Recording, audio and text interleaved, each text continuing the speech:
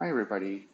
Maybe you remember that old TV infomercial from years ago where there was a fitness trainer who would yell, "Stop the insanity." I sort of feel that way recently about a lot of the news regarding the real estate market. Question for you. Are you feeling worried or overwhelmed about recent housing market news and some of the sensationalist headlines that talk about a housing bubble or a collapse or a crash? My name is Steve Enchin. I'm a real estate agent and realtor with eXp Realty of California. And in this video, I want to get past these sensationalist headlines and a lot of this stress that seems to be affecting people that are really obsessing about this. So I'm not immune to this problem. Today, I opened the internet, my homepage, and I saw a news headline that said that resale home sales tumbled. But when I opened the article and read through it, in truth, there was a 2.4% change in resale home sales month over month. 2.4% is not a tumble. That's a minor change month over month.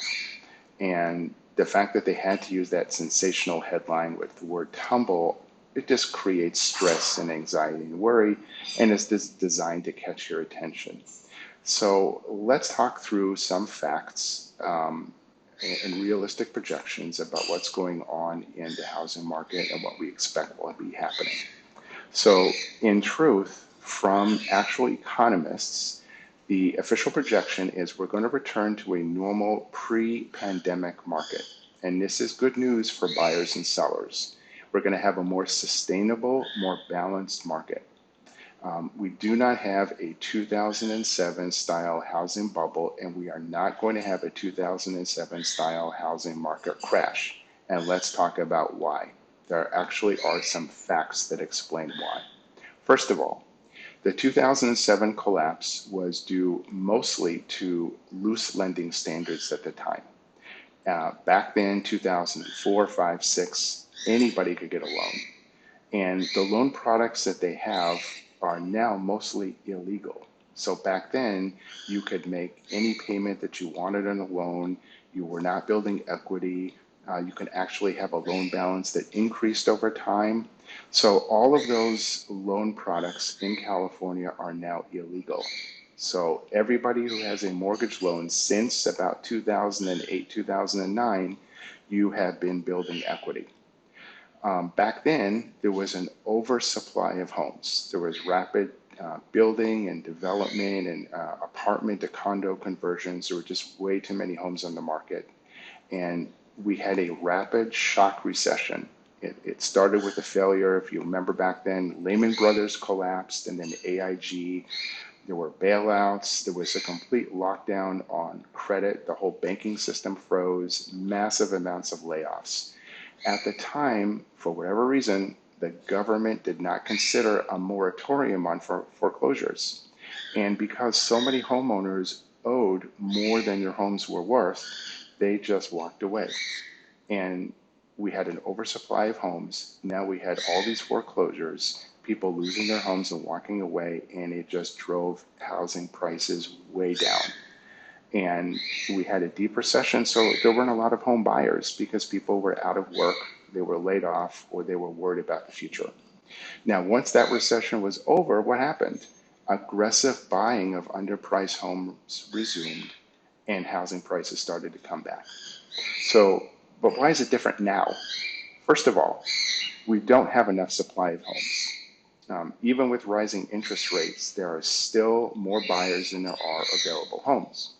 Now, as interest rates continue to rise, and we're looking at probably 6 to 7% maybe by the end of 2022, the supply of resale homes is decreasing. It's still decreasing because fewer people are deciding to sell. And that's usually because they're concerned about where they're going to move to, right? So the mortgage requirements also have been very strict. They've been strict for years, since 2007. And most homeowners now have positive equity, and in some cases, it's substantial equity. So that means no one's going to just allow foreclosure to take their home away and they're just going to walk away from it, right? Because if your home is foreclosed, you are still legally entitled to whatever equity remains in the home after the home is sold and the loan and fees are paid off. So even if your home is in foreclosure, you still want the home to sell for as much as possible because the excess equity belongs to you, right? Another point, all mortgage loans must fully amortize. So everybody is continuing to build equity. That's really important. And then finally, remember what happened when this virus crisis first started and we were looking at a possible deep recession? Well, the government had the foreclosure moratorium and loan forbearance. It didn't do that for whatever reason in 2007, but they did it this time. So if we do have another problem with the economy, another recession for whatever reason, we believe that the government will step in and redo loan forbearance and another moratorium on foreclosures. They want to protect people and make sure that they don't lose their homes. So we don't expect to have a massive wave of foreclosures. And even if we do have some foreclosures or a moderate number of foreclosures, we still don't have enough housing supply to absorb all of the demand. So just because something happened in 2007 doesn't mean the same thing will happen again in 2022, especially when the circumstances are completely different. So yes, we have had a way overheated housing market in the past year and a half, but yes, that overheated housing market can return to normal, can return to a more balanced market. It doesn't have to crash. We're not expecting it to crash. So if you are thinking about buying or selling real estate, that's great. Focus on the reason that you are buying or selling. No one wakes up in the morning and rolls out of bed and says, hey, I'm going to buy or sell real estate. There's always a life event. There's a reason why you are selling your home and buying a new one, or you've decided to buy your first home. Focus on that reason, right? Maybe you're downsizing. You can't do stairs anymore. You want a smaller home. You're an empty nester. You want a single story home. That's your life event. That's your reason. Maybe you need a home office. You have a new baby on the way. You need more space. You focus on that reason. Job location, that's the reason. So filter out the noise.